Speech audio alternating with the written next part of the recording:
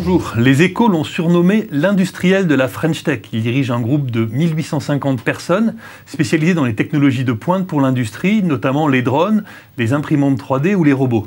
Bonjour Raphaël Gorget. Bonjour. Le mois dernier, vous avez introduit en bourse votre filiale spécialisée dans l'impression 3D, une filiale qui s'appelle Prodways. Le moins qu'on puisse dire, c'est que ça a été une réussite. Vous visiez 40 millions d'euros, vous en avez levé à peu près 65. Comment expliquez-vous une telle réussite ? C'est vrai que c'est un succès puisque nous avons commencé il y a 4 ans avec un salarié. Nous sommes aujourd'hui 250 dans cette activité. C'est une activité porteuse, un marché en croissance qui touche de plus en plus d'industries. Et l'appétit à la fois du public, des investisseurs a été remarquable avec un taux de souscription qui n'avait pas été atteint depuis 4 ou 5 ans pour une introduction en bourse. Donc effectivement, c'est un gros succès. Le grand public connaît les impressions 3D surtout pour des produits qui font du plastique, qu'on a vus à une époque, qui ont été à la mode il y a 2-3 ans, qui n'ont pas vraiment marché. Le marché, il existe, mais il est plutôt dans l'industrie, selon vous? C'est pas selon moi. Les chiffres indiquent que 85% du marché est le marché professionnel. Et ça, je pense qu'il y a quand même une compréhension collective que cette nouvelle méthode de fabriquer va transformer un certain nombre d'industries. Comme quoi, par exemple? On en a vu au Salon du Bourget, on parle souvent de l'aéronautique. Il y a quoi comme marché aujourd'hui qui peuvent être transformés, bouleversés par l'impression 3D? De nombreux marchés, mais nous nous focalisons effectivement à la fois sur l'aéronautique et sur le médical, qui sont les deux secteurs les plus demandeurs, pour des raisons différentes d'ailleurs, mais sur lesquels on voit les développements les plus forts. Alors sur l'aéronautique, par exemple, qu'est-ce que ça permet et qu'est-ce qui fait que tous les groupes qui étaient il y a eu plein d'annonces au Salon du Bourget autour de ces technologies-là, qu'est-ce qui les intéresse? C'est le poids? C'est la façon de concevoir? Nous-mêmes avons présenté une nouvelle technologie qui permet d'imprimer en 3D des pièces en titane. Il faut savoir que sur l'A350, par exemple, il y a 16 tonnes de titane. On utilise ce métal pour ses propriétés de résistance, mais on est très vigilant sur le poids. Et notre technologie d'impression 3D va permettre de remplacer les techniques traditionnelles pour lesquelles, typiquement, vous allez usiner un bloc de 200 kg dans lequel vous n'allez retirer une pièce qui ne fera que 20 kg à la fin. Nous, on imprime directement la pièce, ce qui évite de perdre le métal, ce qui induit des gains de poids et des gains de coût. Et vous parlez de ça, c'est pour l'aéronautique. Pour les questions de poids et de coût, elles se posent moins sur la santé. Sur la santé, c'est quoi l'intérêt? C'est la personnalisation des produits? Exactement. Un certain nombre d'objets, de sujets médicaux coûtent cher parce qu'ils sont faits à la main. Ils sont uniques, propres à la morphologie de chaque patient. Typiquement, dans le dentaire, une prothèse dentaire va être faite à la main, ce qui en explique le coût. Aujourd'hui, les techniques et les nouveaux matériaux d'impression 3D permettent de réaliser ces objets uniques en série, finalement, au travers de ces imprimantes 3D. Et c'est là qu'il y a un gain très intéressant. Donc c'est de la personnalisation de masse pour des objets très particuliers. Donc il y a quoi aujourd'hui? Il y a les prothèses dentaires, il y a les audioprothèses, les choses qu'on met dans les oreilles. Et vous-même, vous avez développé une technologie qui concerne les semelles pour les chaussures. Alors on est présent effectivement sur les prothèses dentaires, enfin sur les applications dentaires, dans le secteur auditif, et on a lancé en début d'année une application de semelles imprimées en 3D personnalisées, qui sont plus précises, plus efficaces, plus légères et moins coûteuses que les semelles traditionnelles façonnées à la main, collées, poncées.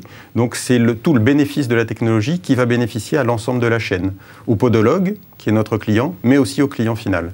Et à l'arrivée, ça, c'est des choses qui sont réservées aux gens qui ont des problèmes, qui ont besoin de semelles spécifiques pour des raisons médicales ou pour des sportifs? Les deux. À la fois, il y a pour traiter des indications thérapeutiques, le pied diabétique ou corriger des déséquilibres, mais aussi les sportifs. Hein, les coureurs sont très consommateurs de ce genre de semelles. Vous êtes sportif et vous courez avec? Je cours avec. J'ai fait plusieurs milliers de kilomètres avec ces semelles imprimées en 3D, un peu comme un bêta-testeur, et donc j'ai pu en constater les bienfaits. Alors, ce secteur-là de l'impression 3D pour l'industrie, vous n'êtes pas seul dessus. Il concerne à la fois des acteurs traditionnels importants comme 3D Systems ou Stratasys, qui sont des vieux, entre guillemets, spécialistes de ces technologies. Il concerne aussi des géants mondiaux comme GE, qui a dépensé plusieurs milliards dans des acquisitions. Qu'est-ce qu'un acteur français relativement jeune et modeste peut faire valoir sur ce marché-là ? Par rapport aux acteurs anciens que vous avez cités, ceux-là viennent du prototypage rapide, alors que nous avons décidé de développer dès le début des machines pour les productions industrielles. Donc ça, c'est une vraie différence. Et par rapport aux nouveaux acteurs, effectivement, de nouveaux acteurs entrent, investissent, acquièrent des sociétés dans un marché qui croît de 35% par an. C'est assez normal qu'il aiguise des convoitises.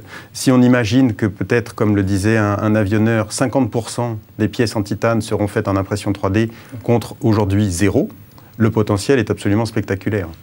Le groupe que vous dirigez est un groupe familial. Il est présent dans les drones, on le disait au début, il est présent dans l'impression 3D, il est présent dans des technologies pour le nucléaire, il fait de la robotique. Est-ce qu'il y a une synergie, est-ce qu'il y a une cohérence entre tous ces différents métiers ? D'abord, nos robots utilisent l'impression 3D, ça depuis très longtemps, mais plus généralement, la cohérence du groupe et la capacité à développer des produits industriels de très haute technologie, c'est-à-dire en piloter la R&D, le développement, l'industrialisation, la vente, la maintenance, l'installation. Et ça, c'est des points en commun que l'on retrouve à tous nos produits. Et on a ensuite beaucoup d'innovation, beaucoup d'exportation, avec des marchés en très forte croissance. Donc oui, il y a énormément de points communs entre nos différents marchés. Un tout petit peu de politique pour finir. Au printemps dernier, vous aviez soutenu ouvertement Emmanuel Macron. Maintenant qu'il est au pouvoir, qu'est-ce que vous attendez de lui en priorité en tant que chef d'entreprise ?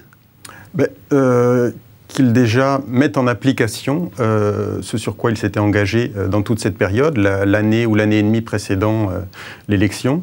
Déjà, tenir ses engagements serait absolument remarquable, parce que je crois qu'on a quelqu'un qui a compris les enjeux, qui travaille énormément, qui connaît ces sujets, quelqu'un de très appréciable, et je crois que sa position commence à être connue. Donc oui, moi j'ai plein d'espoir, oui. Au niveau du Code du travail, au niveau des simplifications, c'est quelque chose que vous attendez aussi ? C'est une priorité pour vous ? Ou la priorité est plutôt dans le développement de l'image de la France et dans le développement des technologies de pointe que vous défendez ? C'est vrai que je suis plus sur ce deuxième point. Les problématiques de contraintes, de coût du travail sont moins sensibles dans les activités de très haute technologie, où la valeur ajoutée est très importante de toute façon. Par contre, le rayonnement de la France, le rayonnement à la fois de la technologie, mais de l'entrepreneuriat français, est très importante dans nos relations avec l'extérieur, mais aussi pour développer ou redévelopper en interne en France cet appétit d'entrepreneuriat et de développement, notamment dans l'industrie. Merci beaucoup Raphaël Gorget. Merci.